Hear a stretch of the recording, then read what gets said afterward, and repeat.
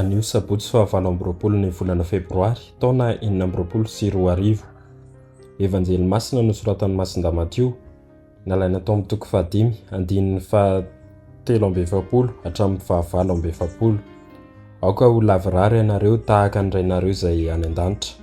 Tamin'izany andro izany, i Jesoa niteny tamin'ny mpianany nanao hoe, efa renareo fa voalaza hoe, ho tiany namana ianao ary hankahala ny fahavalonao.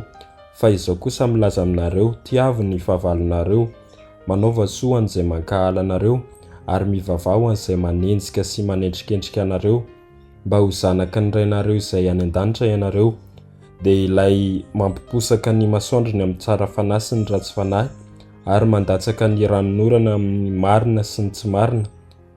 Fa raha izay tianareo ihany no tianareo, inona no valisoa azonareo?